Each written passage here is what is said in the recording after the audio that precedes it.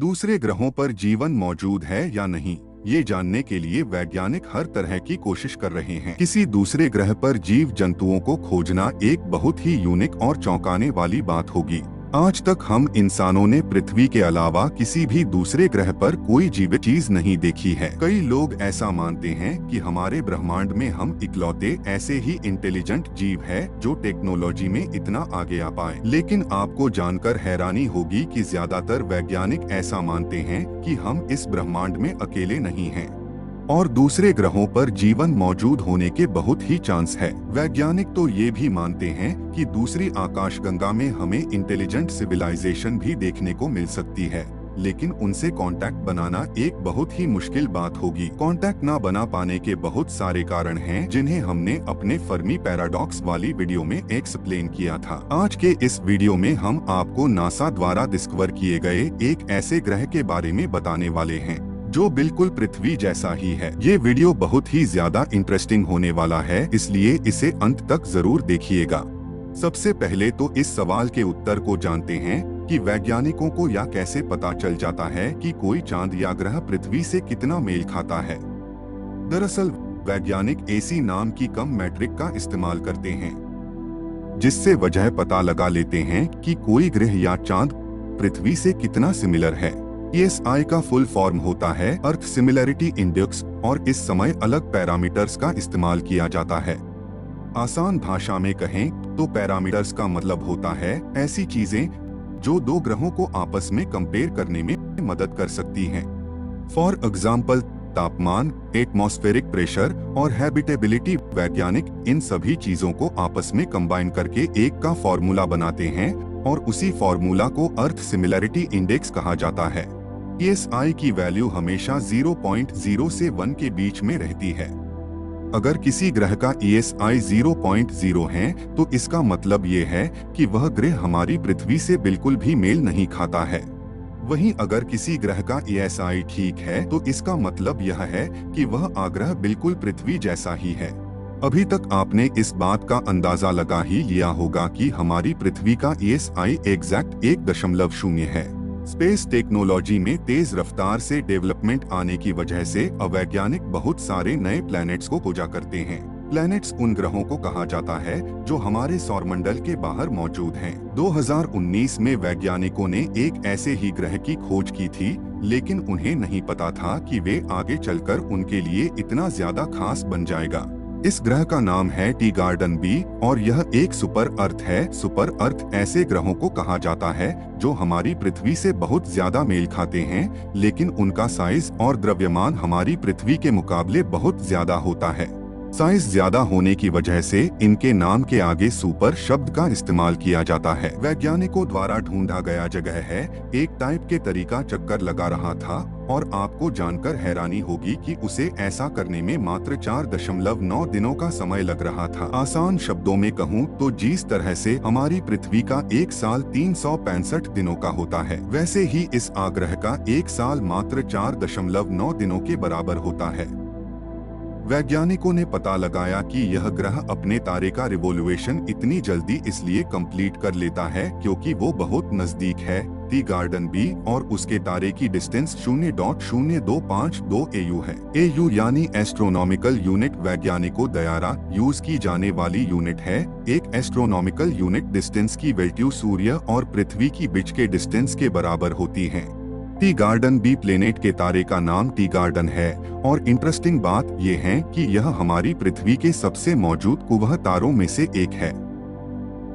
Tea garden हमारी पृथ्वी से मात्र 12.4 प्रकाश वर्ष की दूरी पर मौजूद है, और इसके आसपास अभी तक 2 ग्रहों की खोज हो चुकी है। वैसे तो यह तारा हमारे सूर्य के मुकाबले 10 गुना छोटा है, लेकिन वैज्ञानिक बताते हैं कि इतना कम साइज होने के बावजूद ये अपने दोनों ग्रहों को पर्याप्त मात्रा में ही टॉर लाइट प्रदान कर पाता है। जहां हमारी सूर्य का sir office temperature 5500 degree Celsius है, वहीं इस तारे का तापमान मात्र 2700 डिग्री सेल्सियस है। ये असल में एक रेड उल्फ तारा है, जिसकी वजह से यह ज्यादा तेज नहीं चमक पाता, और इससे आसमान में देखना भी एक बहुत ही मुश्किल बात है। हमारे ब्रह्मांड में ज्यादातर तारे कैटेगरी के ही होते हैं, हैं, जैसा कि इनके नाम से ही पता चलता है। ये लाल रंग के बहुत छोटे तारे होते हैं जो बहुत कम ऊर्जा को अपने अंदर से बाहर रिलीज करते हैं। इस तारे का चक्कर लगा रहे हैं। दोनों ही गए हमारे सौर मंडल में मौजूद इनर प्लैनेट्स जैसे हैं।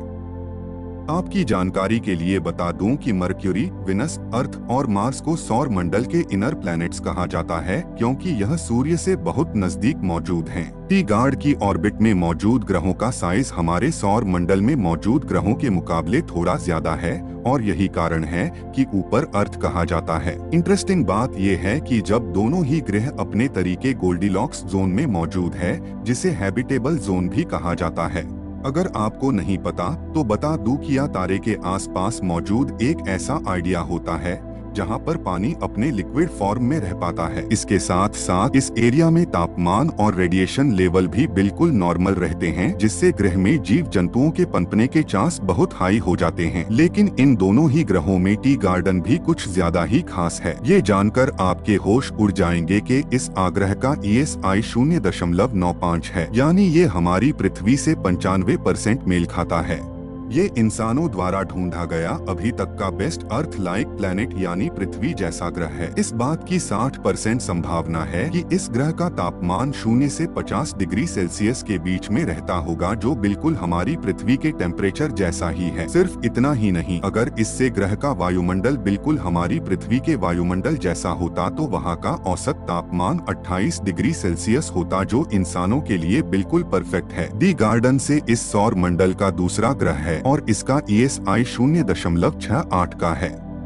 वैज्ञानिक बताते हैं कि इस पर गर्म वातावरण मौजूद होने के मात्र 3% चांसेस है। उनके मुताबिक यह ग्रह पृथ्वी से ज्यादा मंगल ग्रह से मेल खाता हुआ दिखाई देता है। अगर इसका मंडल थोड़ा बहुत भी मंगल जैसा हुआ तो यहाँ का एवरेज तापमान 47 डिग्री सेल्सियस के आसपास होगा। माउंट एवरेस्ट पर जाने के बाद 45 डिग्री सेल्सियस का तापमान देखने को मिलता है। तो इससे आप अंदाजा लगा सकते हैं यह ग्रह कितना ज्यादा ठंडा होगा। जगरे इतना ज्यादा ठंडा इसलिए है क्योंकि इसके और इसके तारे के बीच की डिस्टेंस बहुत ज्यादा है। जैसा कि मैंने आपको पहले ही बताया था कि तारे ज्यादा हीट को रिलीज नहीं करते हैं, जिसकी वजह से इनसे थोड़ा सा भी दूर जाने पर टेम्परेचर बहुत ज्यादा ठंडा होने लगता है। ये दोनों ही ग्रह अपने तारे के साथ लॉक्ड है। लॉक्ड होने का मतलब होता है एक ग्रह की समय साइड का हमेशा तारे की तरफ रहना। इसका उदाहरण देखने के लिए आप पृथ्वी के चांद को ही देख सकते हैं। हमें हमेशा चांद की एक ही साइड दिखाई देती है और ऐसा असली है क्योंकि यह पृथ्वी के साथ लॉक्ड है। कुछ ऐसा ही हाल है इन दोनों टी गार्डन प्लेनेट का भी है। टाइटली लॉक्ड होने की वजह से इन ग्रहों की एक साइड बहुत ज्यादा गर्मी रहती है और दूसरी साइड बहुत ज्यादा ठंडी। सिर्फ इतना ही नहीं, इन ग्रहों की एक साइड पर हमेशा लाइट मौजूद रहती है और दूसरी साइड हमेशा अंधेरे में डूबी रहती है। वैज्ञानिकों के मुताबिक ऐसे केस में इन दोनों ही एरियाज के बीच में रहना सबसे सूटेबल होता है। वहाँ पर तापमान भी बिल्कुल नॉर्मल होता है और लाइट भी बहुत ज्यादा या बहुत कम नहीं होती। वैज्ञानिक बताते हैं कि टी गार्डन प्लैनेट्स की डेंसिटी हमारी पृथ्वी के मुकाबले 1/3 से लेकर 17 गुना ज्यादा तक हो सकती है। अगर ऐसा सच निकलता है तो इससे यह बात क्लियर हो जाएगी कि इन ग्रहों पर पानी अपने लिक्विड फॉर्म में आराम से मौजूद रह सकता है। अभी भी वैज्ञानिक इन ग्रहों पर ज्यादा से ज्यादा रिसर्च कर रहे हैं ताकि उन्हें इनके बारे में और जानकारी प्राप्त हो पाए। लेकिन आपको जानकर हैरानी होगी कि ये इकलौता ऐसा सोलर सिस्टम नहीं है जहां पर हमें पृथ्वी से इतना ज्यादा मेल खाते हुए ग्रह मिले हैं। TOI 700 नाम की सब प्लैनेटरी सिस्टम में करीब 4 ग्रह मौजूद हैं, जिनमें से 2 प्लैनेट्स तारीख के हैबिटेबल जोन में मौजूद है। DIO 700 और TOI 700 नाम की यह दुर्ग है, ऑलमोस्ट पृथ्वी के ही साइज के हैं और वैज्ञानिक बताते हैं कि इन पर जीवन होने के काफी हाई चांस हो सकते हैं। TOI 700 नाम के इस आग्रह को अपने तारीख का एक चक्कर लगाने में 28 दिनों का समय लगता है। सिर्फ इतना ही नहीं, इसका साइज हमारी पृथ्वी के साइज का 95% है। TOI 700D नाम के इस ग्रह का ऑर्बिटल पीरियड 37 दिनों का है, यानी इसे अपने तारे का एक चक्कर लगाने में 37 दिनों का समय लगता है। इसका साइज हमारी पृथ्वी के साइज का 105% है। वैज्ञानिकों ने अपनी रिसर्च के जरिए यह पता लगाया है कि जब प्लैनेटरी सिस्टम पिछले 1.5 अरब सालों से अंतरिक्ष में मौजूद है, इसका मतलब यह है कि इसके अंदर इम्पोर्टेंट लाइफ फॉर्मेशन एक्टिविटीज को होने के लिए पर्याप्त समय मिल चुका है। वैज्ञानिक बताते हैं कि इन दोनों ही ग्रहों के वातावरण का तापमान पृथ्वी के मुकाबले थोड़ा सा गर्म होगा, जो एक बहुत ही अच्छी बात है। आमतौर पर ऐसा देखा जाता है कि हल्के गर्म तापमान में जीव जंतुओं के डेवलप होने की प्रोसेसेस बहुत तेज हो जाती है। ऐसा आपने कई बार यह देखा होगा कि जब दही को गर्म जगह में रखा जाता है तो वो बहुत तेजी से खट्टा होने लगता है। वहीं जब उसे फ्रीज में रखा जाता है तो उसका टेस्ट बिल्कुल कांस्टेंट रहता है। गर्म तापमान में रखने पर दही ज्यादा खट्टा इसलिए होने लगा है क्योंकि उसमें मौजूद लैक्टोबैसिलस नाम का एक बैक्टीरिया तेजी से रिप्रोड्यूस करने लगता है। इसी बैक्टीरिया की वजह से दही की फॉर्मेशन हो पाती है। जब इससे ज्यादा एनर्जी मिलती है तो वह उसे एनर्जी को अपने जैसे और भी बैक्टीरिया को क्रिएट करने में लगा है, और यही कारण है कि गर्म तापमान में दही इतना ज्यादा खट्टा हो जाता है। कुछ ऐसा ही इन TOI 700 ग्रहों पर भी हो सकता है।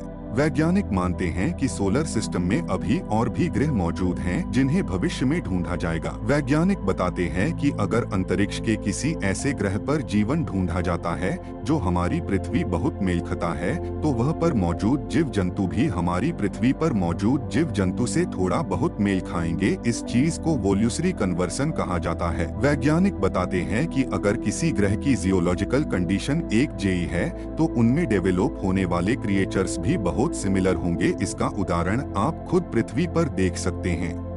एक तितली और एक चमगादड़ दोनों के पास ही पंख होते हैं, लेकिन आपको जानकर हैरानी होगी कि जहां दोनों ही जीव एक दूसरे से बिल्कुल अलग समय पर विकसित हुए हैं। सिर्फ इतना ही नहीं, हमें समुद्र में मौजूद जीव और हवा में उड़ने वाले जीवों में भी बहुत सारी सिमिलरिटीज देखने को मिलती है। जिस तरह से पक्षियों के पास पंख होते हैं वैसे ही मछलियों के पास होते हैं जिन्हें पानी में तैरने में मदद करते हैं। इन दोनों का बेसिक फंक्शन एक ही होता है, लेकिन पंख का इस्तेमाल हवा में उड़ने वाले क्रिएचर द्वारा किया जाता है। वहीं फिन्स का इस्तेमाल समुद्र में रहने वाले जीवों द्वारा अगर ब्रह्मांड में मौजूद किसी दूसरे ग्रह पर भी बिल्कुल पृथ्वी के जैसी कार्बन लाइफ मौजूद होगी तो वहां पर रहने वाले जीव बिल्कुल पृथ्वी पर रहने वाले जीवों की तरह ही दिखाई देंगे। हाँ, ये बात सच है कि उसमें थोड़े बहुत डिफरेंस जरूर होंगे क्योंकि दो एक जैसे ग्रहों का ब्रह्मांड में मौजूद होना एक इम्पॉसिबल बात है। हर स्पेस ऑब्जेक्ट अपने आप में यूनिक होता है और उसकी एग्जैक्ट कॉपी अंतरिक्ष में मौजूद होना एक असंभव बात है।